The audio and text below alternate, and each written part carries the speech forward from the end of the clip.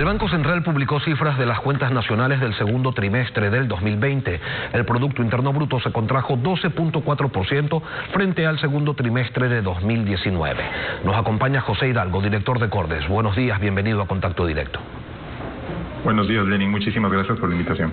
Antes de entrar al tema, en las actuales circunstancias políticas de un gobierno que se va sin mayoría en la Asamblea, de una campaña electoral en que se ofrece el oro y el moro y de una economía semi-paralizada, ¿es factible o viable un incremento del IVA o del impuesto a la renta a las personas jurídicas como lo plantea el acuerdo con el Fondo Monetario Internacional?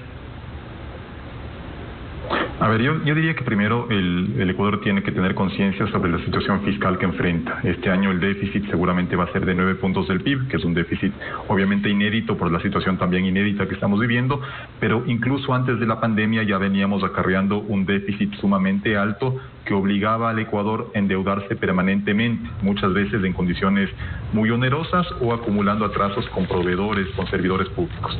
El acuerdo con el Fondo Monetario Internacional lo que plantea es, y esto se menciona en nuestro report, que hay algunas maneras de cerrar un déficit fiscal. Una es todo por el lado del gasto, es decir, reducir el gasto hasta que se iguale al nivel de ingresos. Otra es incrementar los ingresos de manera que se igualen con el nivel de gasto.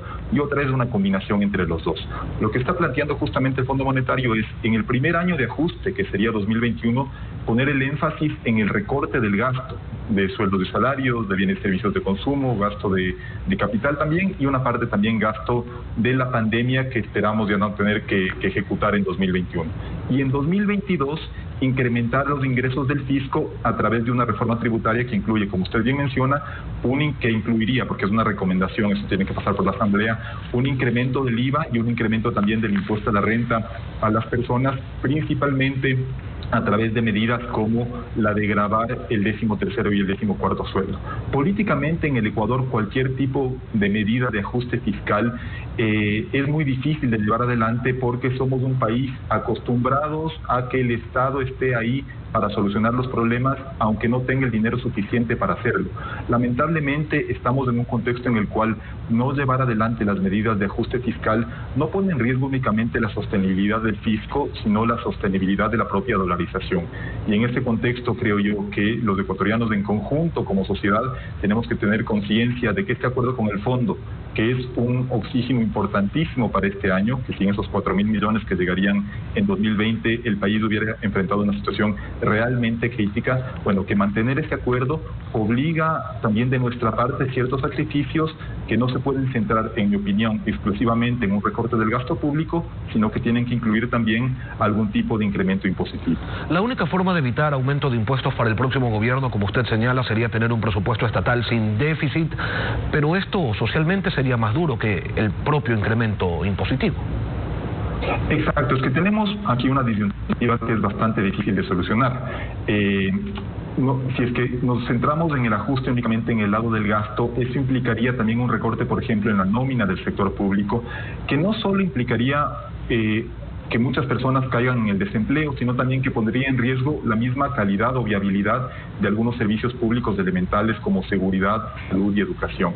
Entonces, yo sí estoy convencido de que en el Estado ecuatoriano todavía hay niveles de ineficiencia bastante altos que se deben combatir recortando el gasto, y ese es justamente el primer paso que se llevaría adelante en 2021, pero no podemos esperar retomar a los niveles previos a la época del gobierno anterior en cuanto a gasto público, porque ya se han creado también nuevas obligaciones del Estado. Y en ese contexto, yo creo que lo ideal sería que el Ecuador tenga un gasto público similar al promedio de la región, es decir, que ronde el 30% del PIB, lo que va a obligar a hacer un ajuste, pero lo que también implica incrementar los ingresos que están por debajo de ese nivel. Vamos a nuestro tema, la caída del Producto Interno Bruto. Se trata de una caída histórica que pudo ser mayor. ¿Fue mayor la de la desaparición de la moneda nacional hace 20 años? Sí, a ver, esta caída es más fuerte. Lo que pasa es que la crisis del 99 tuvo algunas diferencias. Por ejemplo, en la crisis del 99 tuvimos un sector financiero que contribuyó a esa crisis, es decir, que la profundizó, y en la actualidad tenemos una crisis que se explica principalmente por el contexto internacional y nacional, obviamente, la paralización de actividades como consecuencia de la cuarentena, pero tenemos, por ejemplo, un sistema financiero que ha sido un sostén de la dolarización y que ha permitido generar seguridad en los agentes. Lo que pasó en el segundo trimestre, con un decrecimiento, como usted bien mencionó, de 12,4% en el Producto Interno Bruto, es que en 2 meses de ese trimestre estuvimos absolutamente confinados, se paralizaron casi todas las actividades económicas, cayó el consumo también, el consumo de los hogares en 12%, cayó la inversión en 18%, las exportaciones, las importaciones, todos los componentes del PIB cayeron, y por lo tanto la recuperación debería ser relativamente rápida a medida que las actividades se vayan normalizando. Pero evidentemente esa caída de 12,4%, que es menor a la que registraron, por ejemplo, países como Colombia o Perú, es posible que el Banco Central en posteriores boletines la revise a la baja, porque nosotros, al menos en Cordes, creemos que la caída podría haber sido incluso mayor. Según información del Servicio de Rentas Internas, entre abril y junio de este año, las ventas totales, que es la suma de ventas locales y exportaciones, cayeron en un 34% frente a igual periodo en el 2019. ¿Hay manera de compensar esa caída dentro de la crisis? A ver, es una caída, como mencionó Lenin, generalizada en las actividades. Si usted ve a nivel de actividad, las que más sufrieron fueron alojamiento y restaurantes, construcción, comercio, manufactura. Bueno, en general la caída fue global, y evidentemente esa es una cifra que más bien muestra que la contracción del PIB de 12% pudo haber sido incluso mayor, ya que las ventas cayeron en 34%. Lo que pasa es que en el cálculo del PIB, las importaciones, es un tema contable, aportan negativamente, y por lo tanto, como las importaciones también cayeron mucho, el PIB pudo haberse contraído menos que las ventas. Pero evidentemente este es un factor, o esta es una situación que se explica principalmente por el confinamiento, y por eso es que, en mi opinión, lo primero que tiene que hacer el Ecuador, aparte de mantener las medidas de bioseguridad, de distanciamiento, lavado de manos, uso de mascarillas y demás, es a toda costa evitar un nuevo confinamiento, porque eso podría ser catastrófico para una economía que ya está pasando un momento sumamente delicado, que ha derivado en un incremento enorme del desempleo y del subempleo, y que si volvemos al confinamiento total o al aislamiento, esas cifras del mercado laboral seguramente se van a deteriorar muchísimo. Cordes señala que se observa una caída generalizada. Consumo de hogares, que representa cerca de las 2/3 partes del PIB global, cayó 11,9%, el peor resultado en dolarización. El consumo del gobierno, en cambio, se redujo en 10,5% en el contexto de una caída inédita de los ingresos fiscales. ¿Cuáles son los sectores más afectados y cuáles son los sectores que menos sufrieron este efecto? Bueno, los que menos sufrieron son los que mantuvieron relativamente normales sus operaciones, si bien con horarios diferenciados y con límites de aforo. Por ejemplo, supermercados, farmacias, son seguramente los sectores que menos sufrieron, aparte del agro. El agro también es destacable el resultado que tuvo, sobre todo el sector exportador de banano, camarón, cacao, que tuvieron un buen desempeño pese al confinamiento a nivel internacional.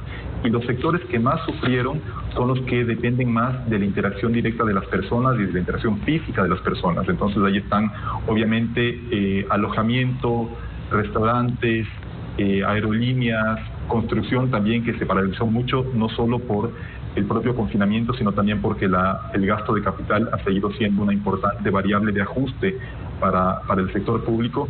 Pero es evidente que el consumo privado, como usted bien señala, se cayó en un nivel histórico.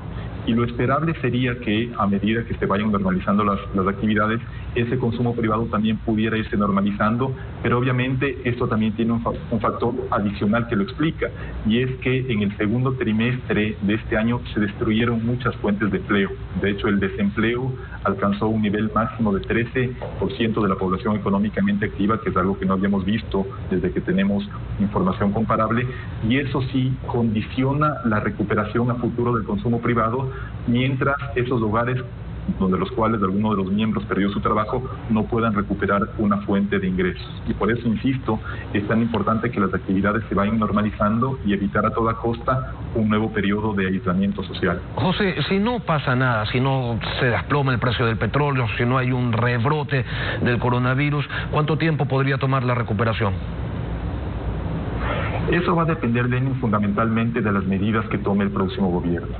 Al principio de la entrevista hablábamos de estas recomendaciones que se hacen en el acuerdo con el Fondo Monetario que implican una reforma tributaria, pero además de esa reforma tributaria que es indispensable para que las cuentas públicas sean sostenibles en largo plazo, al Ecuador también le hace falta, por ejemplo, y con urgencia, una reforma laboral que permita recuperar competitividad y por lo tanto que los productos ecuatorianos vuelvan a ser más atractivos en los mercados internacionales, donde lamentablemente, como consecuencia del fortalecimiento del dólar frente a las monedas de nuestros principales competidores, hemos perdido competitividad. Entonces la recuperación va a depender del compromiso del país con las reformas estructurales, porque si simplemente queremos seguirnos endeudando para tapar el bache, la recuperación va a tomar muchos años. José Hidalgo, director de Cordes, gracias por participar esta mañana aquí en Contacto Directo. Muchísimas gracias a ustedes.